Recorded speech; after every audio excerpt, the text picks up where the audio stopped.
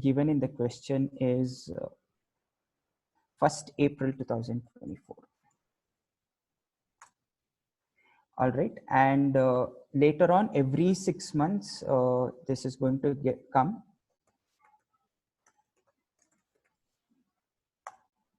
Every 6 months, the option is going to get matured and exercised.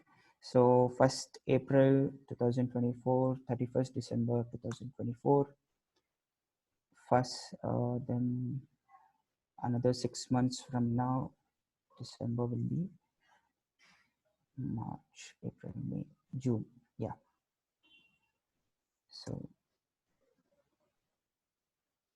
30th June 2025, and finally 31st December 2025.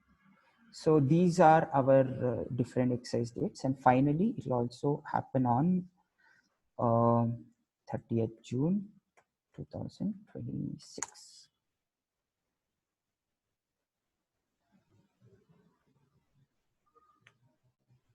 Okay, I might have made a small error. Sorry.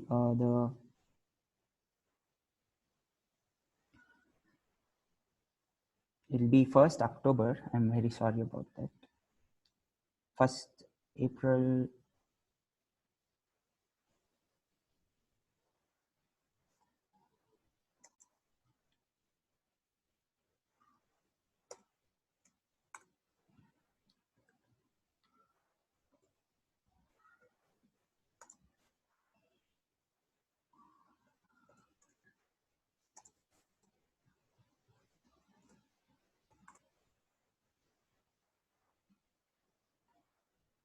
Okay.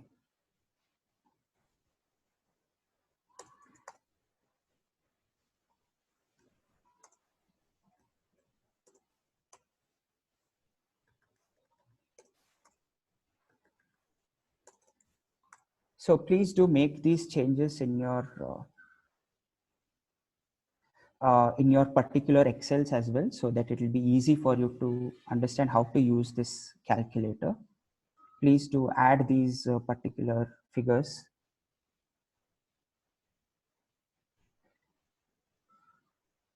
I will share the Excel sheet, but it will be best if everyone can participate at the same time so that we can get it done at the same time.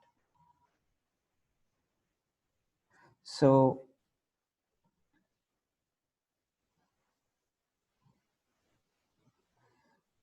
two more variables are missing from this case study. I'll just put it here. I have assumed that the exercise price is around, say, 350 rupees, and the current stock price is trading at around 480 rupees. Okay, I've just made a assumption here. Volatility we will yet to calculate. It's a pre-input so that we don't have errors in the Excel sheet. And risk-free rate also will calculate. And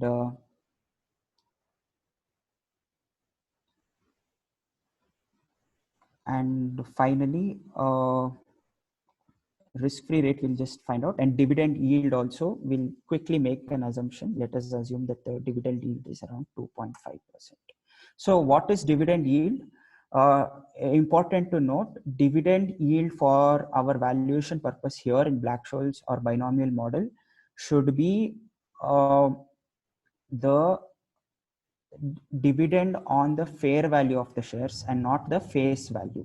So when I say 2.5%, the dividend yield is, it's an assumption that it is paid on 350 rupees, sorry, not 480 rupees, and not on the face value, which may be 10 rupees or 100 rupees. Okay, dividend will be on the fair value and not on the face value. Important thing to note.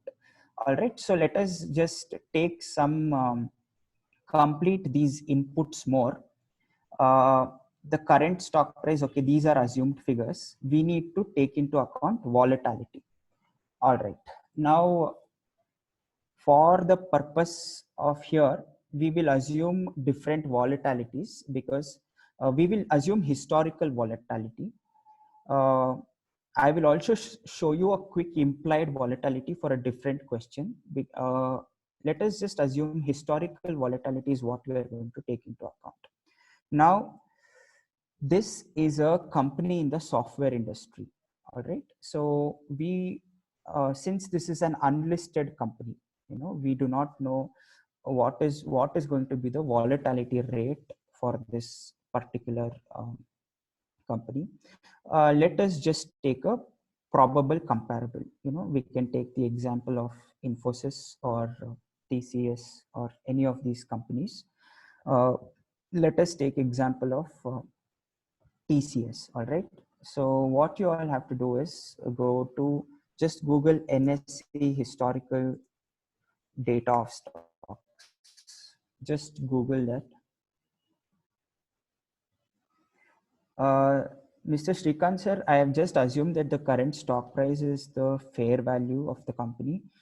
We need to have a fair value report. Yeah, based on the valuation report. Without valuation report, we cannot come up with the uh, ESOP valuation. So let us go for historical data prices.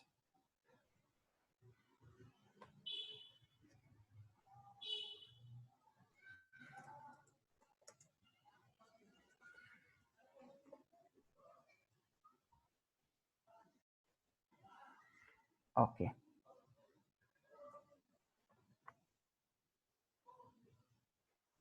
It's loading. Just give it a second. All right. So in case if you have been unable to open this link, I'll post the link on the chat box for everyone.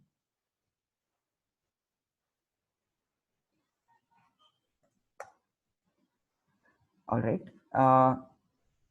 Now, for the exercise date 1, today being 2020, you can assume it is around 4 years away. I'm not going to do the exact date calculation. In case we have to do it, just do it.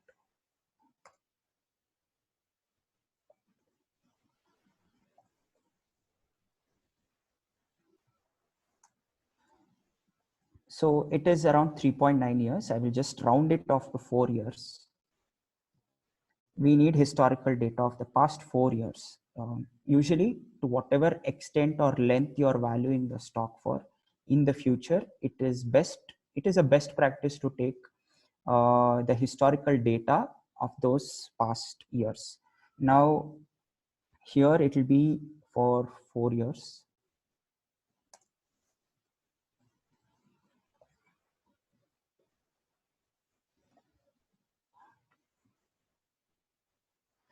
Now I will just plot it across for all the years so that we can do one-time data pulling.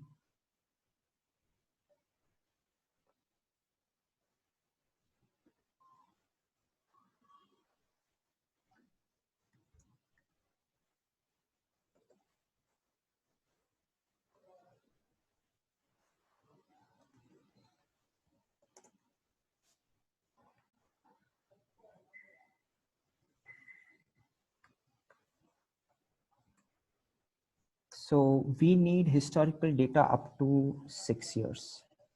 So we'll use 4.5, 5.5, and 6 years worth of data. Let us just pull the data for TCS. And for the past, I think the maximum that we can take is for 24 months. If we go for a time period selection, we can only do for 12 months. I've tried this, but in the past 24 months, this is the best way to pull it. So 24 months is 2 years. So we'll have to do it for 3 times to get 6 years worth of data. So this is starting from today.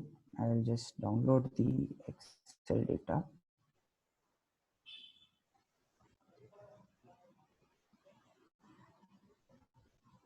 And for time period, it is covered from 13th May, 15th May 2018 to 13th May. So I need data for the years before that.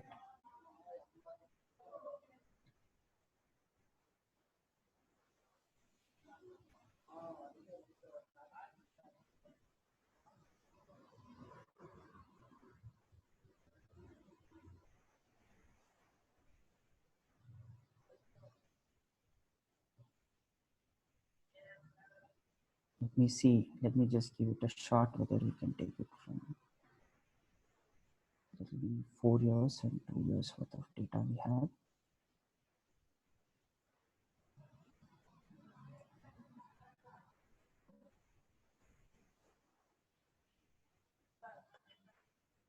Okay, please select a date range not more than 365 days. Thought so. So quickly, let us do this.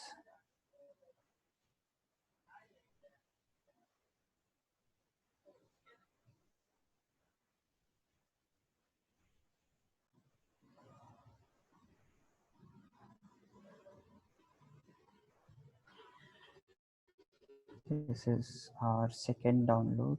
So we have 3 years worth of data now.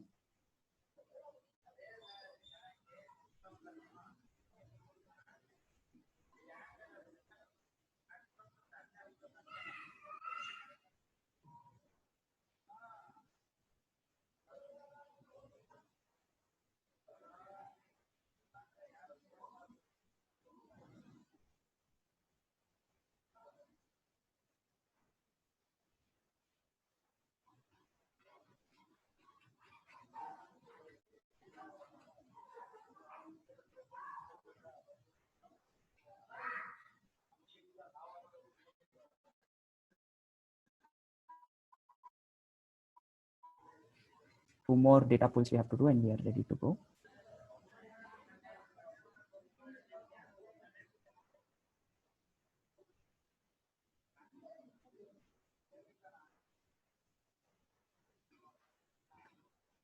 So once I download the data, let me just share it. But you will also do it so that you have an hands-on experience at least for 1 year, so that it's easy for you when you take up practical assignments.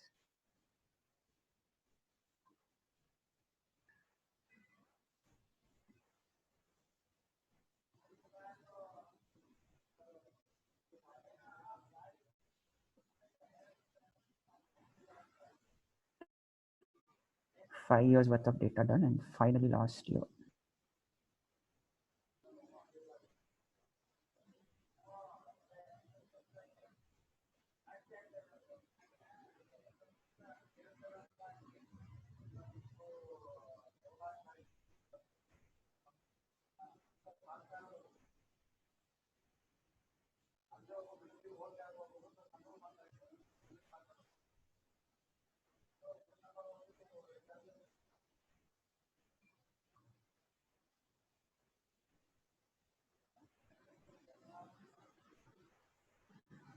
Let me just collate the data before sharing so that it's easy for all.